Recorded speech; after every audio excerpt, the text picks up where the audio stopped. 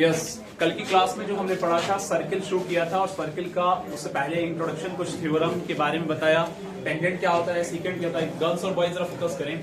Tangent और secant के बारे में बताया, सर्किल के सारे रिलेटेड फैक्ट्स बताए, अबू तला, कैफ, अरफात। बेटा सुनो, तो यहाँ पर जितनी चीजें मैंने 2 क्लासेस में बताई हैं, सारे फार्मूले, एरिया रिलेटेड टू सर्किल से रिलेटेड, थीटा क्या मतलब आपका सेक्टर का फार्मूला क्या होता है, ठीक है, और उसके अंदर सेगमेंट का फार्मूला क्या होता है, ये सारी चीजें जिन बच्चों की आज फर्स्ट क्लास है वो मैंने वीडियो में कवर किया है, वहां से उनको वीडियो का लिंक भेजा जाएगा, उसको वो टाइम निकाल करके देखेंगे आप भी और आप भी, या जिन बच्चों ने नहीं देखा है वो देख सकता है, ठीक है। तो इस तरह से वो चीजें कवर हो जाएंगी। फिर भी अगर डाउट आएगा तो हम फिर एक बार बता देंगे। आज जो शुरू करने वाले हैं सर्किल एंड रिलेटेड टर्म्स जो हैं ये मैंने बता दिया था। उसके अलावा आपका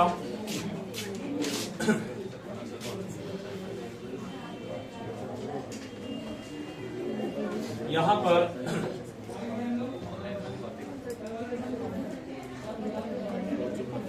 चलिए, कल हमने ये फ्रेंडा ब्रांच भी कर ली थी, कल हमने सारी फ्रेंडा ब्रांच भी कर ली थी। इसमें क्लास 9 की एक्सरसाइज 10.1 से फ्रेंडा ब्रांच ली गई थी। इसमें कुछ कॉन्सेप्ट से एक रेडियस और डायमीटर और कोड और आर्क के रिगार्डिंग ये सारी चीजें मैं बताई थी। अब नॉर्मली इसका अगर मैं ओवरव्यू करता हूं तो the centre of a circle lies in at interior होता है, ये बात सब लोग जानते हैं, ठीक है।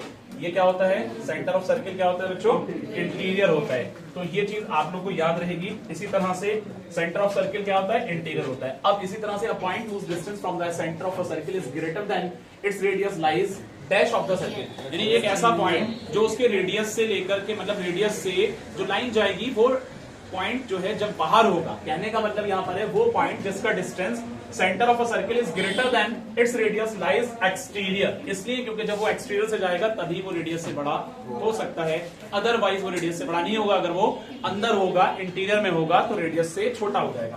तो नेक्स्ट पॉइंट है the longest code of a circle is diameter of the circle. क्या होता है बच्चों, लॉन्गेस्ट कोड सर्किल की क्या होती है, डायमीटर, क्योंकि ये सेंटर से पास होकर गए थे और डायमीटर हमेशा रेडियस का डबल होता है, ठीक है। अब an arc is dash, an arc is dash, एक वो आर्क क्या होता है when its ends are the ends of a diameter, यानी किसी डायमीटर से कोई आर्क लगे, जैसे डायमीटर ये हो गया पूरा सर्किल का, ये सेंटर हो गया, तो ये आर्क का एंड इससे मिलता है तो वो क्या बन जाता है, सेमी सर्किल। क्या बन जाता है बच्चों, सेमी सर्किल बन जाता है। एक और चीज, segment of a circle is the region between an arc and dash. तो अगर मैं सर्कल बनाता हूं, ये आर्क यहां से यहां तक कोड हो गया और इसके बाद यहां से यहां तक बच्चों क्या है, ये आर्क, तो इसके बीच का जो पोर्शन है ये क्या है, ये सेगमेंट होता है। तो इसका मतलब is the region between an arc and the code. बात समझ में आ रही है, ऑफ द सर्किल। ये चीजें मैंने कल भी डिस्कस करी थी। उसके बाद the circle divides the plane on which it lies, किसी प्लेन को कितने पार्ट्स में डिवाइड करता है सर्किल, 3 पार्ट्स में डिवाइड करते हैं। कितने पार्ट्स में डिवाइड, 3 पार्ट्स में, क्योंकि इसका तरीका यह है, इसका तरीका मैंने बताया कि सर्कल ये है, ये इसका यहाँ पर इंटीरियर हो गया और ये एक्सटीरियर हो गया, ये ऑन द बाउंड्री हो गया, ऑन द बाउंड्री यानी सर्कमफ्रेंस। तो इस तरह से किसी भी प्लेन पे जब सर्किल ड्रा किया जाता है वो 3 पार्ट्स में डिवाइड होता है। अब इसके बाद आगे की स्लाइड्स के अंदर जो हम पढ़ने वाले हैं आप लोग अभी डिस्कस करेंगे, बताएंगे। इसके अंदर पहला क्वेश्चन है यहाँ पर राइट ट्रू फॉल्स, ये भी क्लास 9 की उसी एक्सरसाइज का क्वेश्चन नंबर 2 है, क्योंकि हम जो पढ़ा रहे हैं वो 9 और 10 का सर्किल पूरा कवर होगा, उसके साथ साथ में 10 क्लास के अंदर एरिया रिलेटेड टू सर्किल है वो भी कवर होगा, यानी सर्किल से रिलेटेड जितने चैप्टर हैं वो 11 एंट्रेंस के पॉइंट ऑफ व्यू से 9 और 10 के कंप्लीट लिए गए। राइट ट्रू और false, give reason for your answer. Line segment joining the centre to any point on the circle is the radius of the circle. क्या कहा गया, वो लाइन सेगमेंट जो सेंटर से लेकर के सर्किल के किसी भी पॉइंट पर आती है वो सर्किल का रेडियस कहलाता है। तो क्या ये बात सही है भाई, ये बात बोलो भाई, ये बात ट्रू है, ये ट्रू है ना, ठीक है। ये क्या है बच्चों, पहले वाला ट्रू। दूसरा वाला, अ circle has only finite number of equal code, circle के अंदर finite number of equal codes होते हैं। क्या ये बात सही है भाई, कोड्स जो है इनफाइनाइट बन सकते हैं, बात समझ में आ रही है। तो इसलिए ये वाला आपका क्या हुआ भाई, फॉल्स हो गया, ये क्या हुआ, फॉल्स हो गया। थर्ड वाला, if a circle is divided into 3 equal arcs each is a major, अगर किसी सर्किल को डिवाइड किया जाता है बराबर के 3 आर्क्स में, तो क्या उसका हर आर्क मेजर आर्क होगा, पॉसिबल ही नहीं है भाई। ऐसे समझाता हूं, देखो ऐसे समझो, ये एक सर्कल है, अब इसका मैंने जरा देखना बच्चों, इसका मैंने यहां पर एक आर्क, जैसे कि ये कॉर्ड हो गया यहां से लेकर के इसको दूसरे कलर से कर लेते हैं। यहां से लेकर के मैंने यहां तक ये क्या है, माइनर आर्क, ये क्या है माइनर। अब एक इसमें डिवाइड किया, एक कॉर्ड मैंने बच्चों यहां ड्रॉ कर दिया, तो इसके बाद एक दूसरे कॉर्ड को मैंने यहां से यहां तक कहा, ये दूसरा हो गया। फिर एक आपका जो आ गया बच्चों यहां पर आ गया तीसरा वाला। तो इस तरह से आप लोग बताइए जरा, तीसरा वाला इसको इससे ले लेते हैं। तो आपके सामने ये तीन आर्क, क्या ये तीनों इक्वल हैं या तीनों मेजर हो सकते हैं? पॉसिबल ही नहीं है। तो पहली बात तो ये है कि तीन को जब इक्वल आर्क्स में डिवाइड किया जाएगा तो मेजर तो नहीं होगा, वो मेजर नहीं हो सकता है माइनर हो सकता है माइनर हो। लेकिन कंडीशन ये कह रही है कि वो कह रहे हैं कि each is a major arc, हर एक मेजर आर्क होगा, तो वो पॉसिबल नहीं है। तो इसलिए ये वाला आपका फॉल्स हो जाएगा, ये आपका क्या हो जाएगा बच्चों, फॉल्स हो जाएगा। बात क्लियर? इसी तरह से a chord of a circle which is twice as long its radius is a diameter of the circle, क्या ये सही है? यानी सर्किल का क्या कह रहे हैं, a chord of a circle which is twice as long as its radius, जो रेडियस से डबल है वो जो कॉर्ड होता है वो डायमीटर है सर्किल का। क्या ये बात सही है? बिल्कुल ठीक है, रेडियस से डबल डायमीटर होता है। Sector is the region between the chord and its corresponding arc, sector वो रीजन है जो कॉर्ड और करस्पॉन्डिंग आर्क का होता है। मैं बना के दिखाता हूं, जैसे मैंने सर्कल बनाया भाई, अब यहाँ पर ये क्या है, रेडियस है, मतलब सेंटर है, यहां से यहां तक और यहां से यहां तक ए, और ये हो गया बी। अब सेक्टर वाला पोर्शन क्या है, ये ओ ए पी बी है। तो अब आप और से देखें, ये दो रेडियस और एक माइनर आर्क के बीच का जो रीजन है वो कहलाता है सेक्टर। लेकिन ये कह रहे हैं कि सेक्टर वो रीजन है जो कॉर्ड और करस्पॉन्डिंग आर्क के बीच का है। तो कॉर्ड और करस्पॉन्डिंग आर्क ये रही और कॉर्ड ये रहा, करस्पॉन्डिंग आर्क है, इसके बीच का रीजन क्या कहलाता है, सेगमेंट कहलाता है। लेकिन यहां पर जो कह रहे थे कि कॉर्ड और करस्पॉन्डिंग आर्क के बीच में, तो इसलिए ये वाला क्या होगा, फॉल्स होगा। बात समझ में आती है? और सेक्टर का पोर्शन क्या होता है, ये वाला होता है जो कि मैंने बताया, दो रेडियस और एक माइनर आर्क के बीच का पोर्शन जो होता है वो सेक्टर होता है। लेकिन जो बात यहां कही गई वो फॉल्स इसलिए थी क्योंकि अगर ये कहते हैं सेगमेंट है तो ये ट्रू होता। बात समझ में आती है? क्लियर सबका? अगला है circle is a plane figure, क्या ये सर्किल प्लेन फिगर नहीं है? ये प्लेन फिगर है, ये भी ट्रू है। बात क्लियर है? ठीक है, आगे बढ़ते हैं। सबके समझ में आ चुका है? किसी बच्चे को कोई कंफ्यूजन? प्लेन फिगर वाला नहीं समझ में? कल हमने बहुत सारी बातें बताई थी कि सर्किल एक ऐसा प्लेन फिगर है जो कि 2 डायमेंशन में है और उसके बाद उसको 3 पार्ट में डिवाइड किया जाता है, इंटीरियर एक्सटीरियर बाउंड्री। तो कल वाली वीडियो को एक बार देखिएगा, उसमें मैंने कई सारी चीजें इसके रिलेटेड बताई हैं और वहां पर यह भी समझाया था कि वो प्लेन फिगर है ना। तो आप एक बार देखेंगे तब आपका क्लियर होगा। नेक्स्ट आता है angle subtended by chord at a point. तो कल मैंने इंस्क्राइब्ड एंगल और सेंट्रल एंगल के बारे में समझाया, तो वो चीजें यहां पर इस पॉइंट के हिसाब से कवर हो रही है। इंस्क्राइब्ड एंगल क्या होता है भाई, दो कॉर्ड के जरिए से जो एंगल बनता है, दो कॉर्ड का एंड पॉइंट जहां मिलता है वो इंस्क्राइब्ड एंगल होता है। जैसे कि ऐसे समझ लेते हैं भाई, यहां मैंने क्या बताया, देखो जरा, एक ये सर्कल हो गया। अब एक कॉर्ड मैंने यहां ड्रॉ किया जिसका नाम मैंने रखा ए बी, एक कॉर्ड मैंने यहां ड्रॉ किया जिसका नाम बी सी। इनके बीच पे जो एंड पॉइंट है, यहां जो एंगल बन रहा है ये क्या होगा भाई, इंस्क्राइब्ड एंगल। कौन सा होगा, इंस्क्राइब्ड एंगल। ये बात कल बताई थी ना, याद है सबको? अब इसी तरह से, लेकिन कॉर्ड के दो एंड पॉइंट से जो बन रहा है उस जगह पर वो एंगल इंस्क्राइब्ड एंगल होगा। अब इसके अलावा मैंने बताया कि सेंट्रल एंगल, ये जो कॉर्ड के अकॉर्डिंग सेंट्रल एंगल की कंडीशन क्या थी भाई, सेंट्रल एंगल की कंडीशन ये थी कि जैसे कि यहां से यहां ये सेंटर है और यहां से यहां ये, अब इसका नाम P और इसका नाम Q, यानी दो रेडियस के एंड पॉइंट को जो मिलाकर के बनता है वो होता है आपका सेंट्रल एंगल, जिसे नॉर्मली हम क्वेश्चन करने के वक्त में क्या कहते हैं, थीटा कहते हैं, क्योंकि एक सेक्टर की शक्ल बनेगी। अगर मैं यहाँ पर ए कर देता हूं तो पूरा ये बन जाएगा सेक्टर। और सेक्टर, एरिया ऑफ सेक्टर क्या होता है भाई, एरिया ऑफ सेक्टर होता है theta by 360 into pi R square, है ना। लेंथ ऑफ आर क्या होता है, अगर हम इस आर की लेंथ निकालेंगे, कल शायद वो फॉर्मूला रह गया था लेकिन अभी क्वेश्चन आएंगे उसमें बताएंगे, लेंथ ऑफ आर यहां से यहां तक की, तो वो क्या होता है theta by 360 into 2 pi R, क्या होता है into 2 pi R. Length of R कैसे निकलता है, theta by 360 into 2 pi R. सुना ना, बात समझ में आ रही होगा? तो ये सेंट्रल एंगल था, ये इंस्क्राइब्ड एंगल था। ठीक है, आगे बढ़ते हैं इसके साथ में।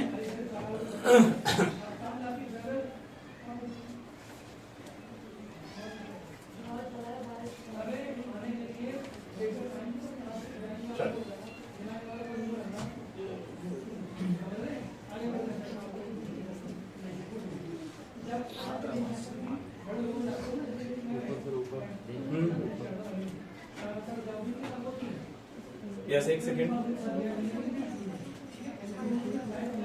चलिए मैं बात कर रहा था कि theorem equal chords of a circle subtend equal angles at the centre. ये क्लास 9 के रिगार्डिंग यहाँ पर मैंने एक थ्योरम आप लोग को बताई थी कि जो इक्वल कोड्स होते हैं सर्कल के वो सेंटर पर इक्वल एंगल्स बनाते हैं। क्लास 9 की थ्योरम 10.1 है, ये हमने इंट्रोडक्शन में बताई थी, एक बार फिर रिपीट कर देते हैं यहाँ पर भी। तो क्या बताया गया, जैसे एक सर्कल है नॉर्मली, अब मान लीजिए कि यहां से यहां ये AB है और ये आपका CD है बच्चों, ये क्या है CD।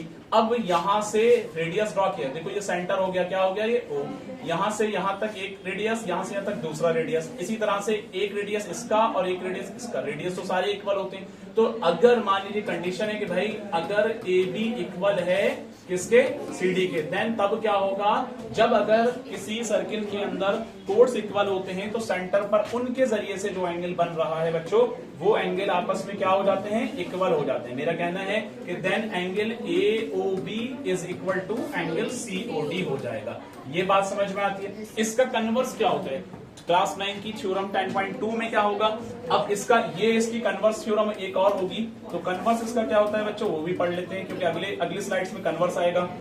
तो यहाँ देखिए कन्वर्स के अंदर नॉर्मली अगर बात करेंगे तो एक सर्कल है, उसके अंदर मान लीजिए कि ये कॉर्ड है जिसका नाम है PQ और जिसका नाम है यहाँ पर RS, ऐसे समझो।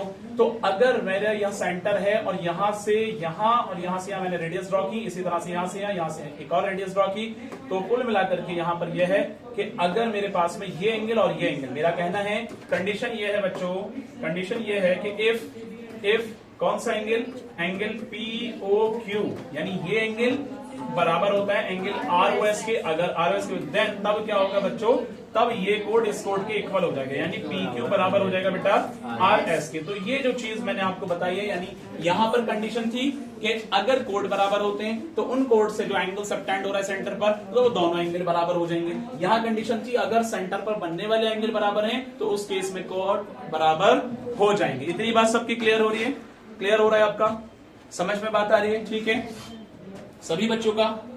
तो भैया आगे बढ़ते हैं। इस थ्योरम के अकॉर्डिंग जो दो चीजें पढ़ी हैं ये याद रखना है। फिर अगली थ्योरम जो है जो मैंने वहां पर बताई है वही आई है। इसके बाद ये एक कंडीशन और थी, perpendicular from the centre to a कोड, यानी सेंटर से जो परपेंडिकुलर कोड के ऊपर डाला जाता है वो कोड को बाइसेक्ट कर देता है। ये भी क्लास 9 की एक थ्योरम है इसी चैप्टर की सर्किल की, तो वो आप लोग को मुझे बनाने की जरूरत नहीं, इतनी अंडरस्टैंडिंग है, सब लोग जानते हैं कि अगर सेंटर से हम परपेंडिकुलर डालेंगे किसी कॉर्ड के ऊपर तो उस कॉर्ड को दो बराबर हिस्सों में वो बांट देगा। बना के बता दूं डायग्राम, कर लेंगे सब लोग की समझ में बात आ रही है, बना दूं। ओके आगे बढ़ते हैं। यहां पर theorem the line drawn through the centre of a circle to bisect a code is perpendicular to the code. एक थ्योरम के अकॉर्डिंग यहां पर कहा गया है कि अगर कोई लाइन वहां पर सेंटर से, सर्किल के सेंटर से डाली जाती है और वो कोड को बाइसेक्ट कर जाती है, यानी उसका कन्वर्स एक तरह से, तो उस केस में वो परपेंडिकुलर एंगल बनाएगा, मतलब 90 डिग्री का एंगल बनाएगा, यानी वो लाइन उसके ऊपर परपेंडिकुलर जाएगी। यानी जो बात अभी कही पहले, तो उसका कहीं ना कहीं कन्वर्स है बच्चों। आगे बढ़ते हैं। Equal chords and their distances from the centre, तो ये बात भी हमने पीछे बता दी थी। इक्वल कोड and their distances from the centre, यानी अगर कोड इक्वल हैं तो सेंटर से जो डिस्टेंस होगा तो वो भी आपस में, इसलिए क्योंकि जो सेंटर से अगर डिस्टेंस डालेंगे तो उस केस के अंदर वहां पर रेडियस आपस में सारे इक्वल ही हो जाते हैं। आगे बढ़ते हैं। Equal chords of a circle of और of congruent circle are equidistance from the centre. अब वही बात आती है कि अगर कोड सर्किल के इक्वल हैं तो वहां से जो डिस्टेंस सेंटर से ड्रॉ किए वो आपस में वो लाइंस बराबर होंगी, इक्विडिस्टेंट होंगी, क्योंकि ये मैंने सारे पॉइंट्स फर्स्ट डे भी बताए हैं। फर्स्ट डे जो आपको शीट एक दी गई थी उसमें भी बताए, ठीक है। Chords equidistance from the centre of a circle are equal in length, यानी जो कॉर्ड सेंटर से डिस्टेंस डालते हैं उसकी लेंथ डाली जाती है वो आपस में कॉर्ड्स वहां पर इक्वल हो जाते हैं। इसका वाइस वर्सा, ये सारी चीजें क्वेश्चंस के अंदर यूज की जाएंगी और आपने क्लास 9 एनसीईआरटी के अंदर सारे बच्चों ने पढ़ा है। यहां पर भी मैंने फर्स्ट डे ये सारी थ्योरम्स बताई हैं विद डायग्राम। फर्स्ट वाली वीडियो में ये सारी चीजें कवर हुई हैं, तो आप लोग अगर देखेंगे तो समझ में आएगा। आगे बढ़ते हैं। चलिए अब एक क्वेश्चन आपके सामने आ रहा है, यहां पर आप क्वेश्चन शुरू हो रहे हैं। 2 सर्कल्स ऑफ रेडियाई, अच्छा क्वेश्चन है ये। आपकी exercise 10.3 old book 9th class की ओल्ड बुक एक्सरसाइज 10.3 का पहला क्वेश्चन है, ठीक है। आई थिंक 10.3 है या 10.4 है, 10.4 है। To circles of radii 5 centimetre and 3 centimetre intersect at 2 points at the distance between their centres 4 centimetre, find the length of the common code. Very good question. ये क्वेश्चन इस तरह का एमयू के अंदर पीछे काफी साल पहले है, ईयर यहाँ मेंशन नहीं है, लेकिन ये बहुत साल पहले कॉमर्स के पेपर में जहां तक मुझे याद है ये आया है। अब इसके अंदर डायग्राम का खेल है, एंट्रेंस पॉइंट ऑफ व्यू से अगर इसके सोल्यूशन पे जाएंगे तो यहां से लेकर के यहां तक सोल्यूशन पे ये स्लाइड्स भर जाएगी, लेकिन मैं आपको पूरा सोल्यूशन नहीं बताऊंगा, बल्कि डायग्राम से आपका कॉन्सेप्ट क्लियर हो जाएगा। देखना दो सर्किल हैं, जिसका एक का रेडियस 5 है, दूसरे का 3 है। ओके बच्चों, कह रहे हैं कि इंटरसेक्ट कर रहे हैं वो 2 पॉइंट्स पर, और फिर कहा गया है and the distance between their centre, और उन दोनों के सर्किल इंटरसेक्ट कर रहे हैं और उन दोनों के सेंटर का जो डिस्टेंस है, एक सेंटर से दूसरे सेंटर तक का 4 सेंटीमीटर का डिस्टेंस है। फिर कह रहे हैं find the length of the common code, और उनके अंदर जो कॉमन कोड आ रहा है उसकी लेंथ आप बताइए। उसके अंदर कॉमन कोड आ रहा है तो उसकी लेंथ बताइए। तो उसके लिए क्या करेंगे बच्चों, देखो एक सर्कल अगर मैं बनाता हूं, सॉरी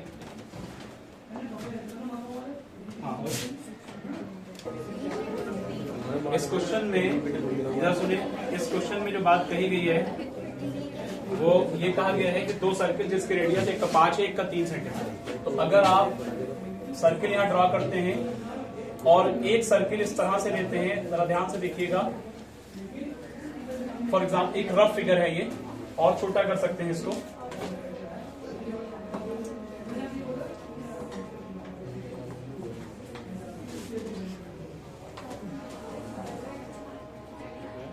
देखो यहां से अगर मैं लेता हूं, देखिए इसका सेंटर ये है, ठीक है, अरे बेटा लो,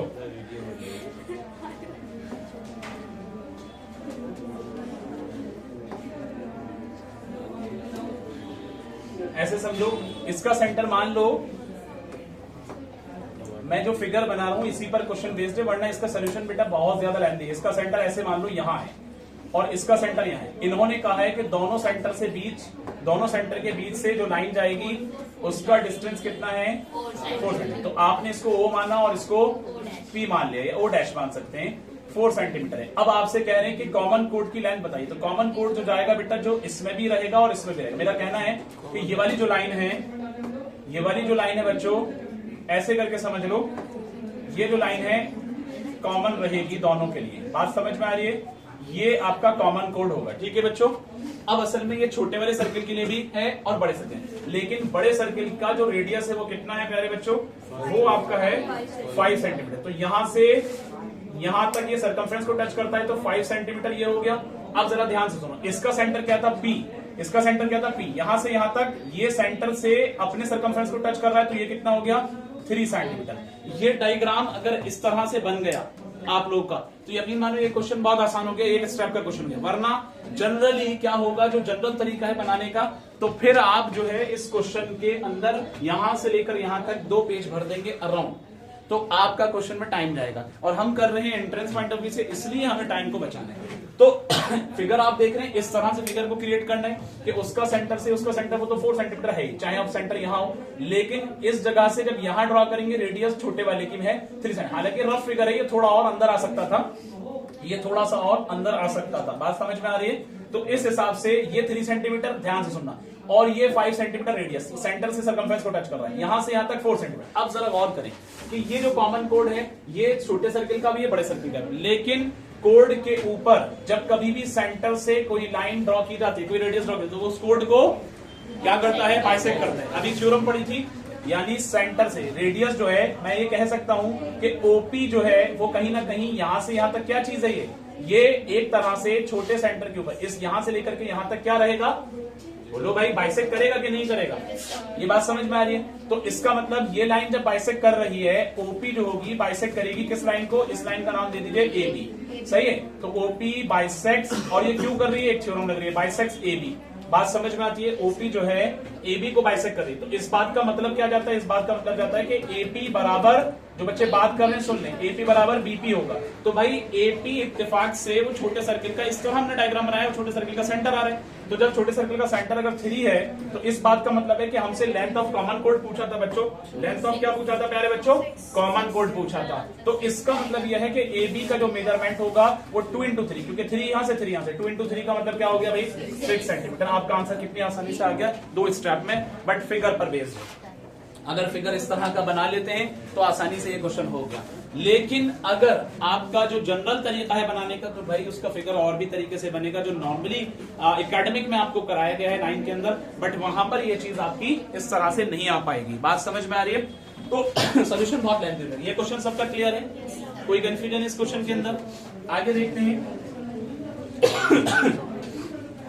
वीडियो को देखना है, आज ही देखना है सभी को, तभी क्लियर होगा। जो गर्ल्स बातों में लग गई हैं वो जरा मेंटली प्रेजेंट हो जाएंगे, क्लास चल रही है। लेट आने के बाद भी हंसी मजाक मत किया करो। यहां पर इसके बाद नेक्स्ट क्वेश्चन है, a circular park of radius 20 meter is situated in a colony. 3 boys, Ankur, Sayyed and David, is sitting at equal distance on its boundary, each having a toy telephone in his hands to talk each other. Find the length of the string of each phone.